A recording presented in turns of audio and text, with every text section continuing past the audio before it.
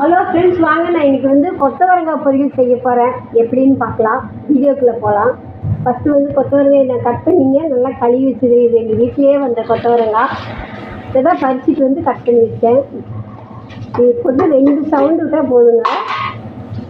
குக்கரில் வச்சு கொஞ்சம் சால்ட்டு போட்டு ஒரு 2 சவுண்டு விட்டால் போதுங்க. இதை தண்ணி ஊற்றிக்கிறேன். ஒரு டம்ளர் தண்ணி போட்டுங்க.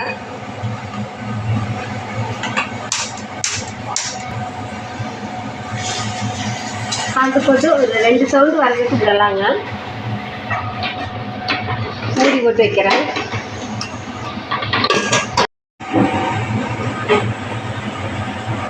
காய் வெந்துடுச்சுங்க. நான் வடக்கல் வச்சுருக்கேன். இந்த காய் நான் தாளிக்க போகிறேன்.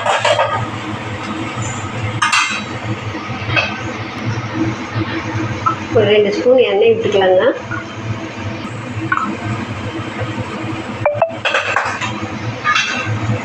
எண்ணெய் காஞ்சிடுச்சு. கடுகு போடுறேங்க. கடுகு உளுந்து 2ம் போடுறேன். கடுகு உளுந்து போட்டேங்க. இது வெங்காயம், சின்ன வெங்காயம் பொடி பொடியாக கட் பண்ணி வச்சுருக்கேன். அது போடுறேங்க. கூட 2 வரமிளகா, அது கூட கருவேப்பிலை போட்டுக்கலாம்.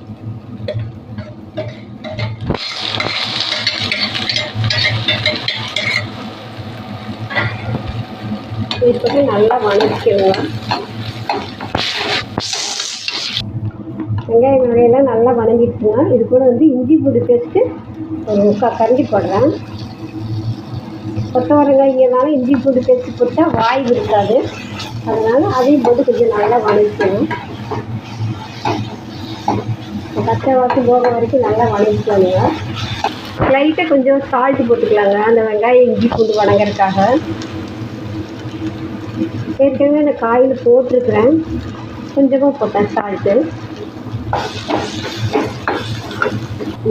இது கூட கரம் மசாலா ஒரு 1/2 ஸ்பூன் போட்டுக்கலாங்க. நல்லா வாசனையாக மணமாக இருக்கும். 1/2 ஸ்பூன் போடுங்க. கொஞ்சமாக மஞ்சள் தூள் போட்டுக்கலாம். சிக்கனே போட்டுக்கலாம்.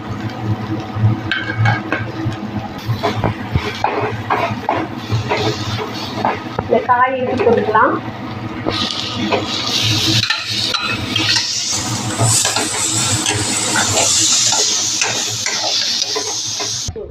இது கூட முட்டை உடைச்சி ஊற்றிக்கலாம்.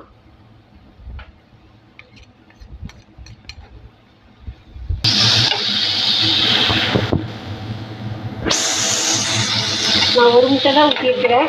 காய் நிறைய இருந்ததுன்னா 2 பொடி ஊற்றிக்கலாம். தேங்காய் போட தேவையில்லைங்க. செமையாக இருக்குது. செஞ்சு பாருங்க ஒரு டைமாவது. சரிங்க, நல்லா வெந்துடுச்சு.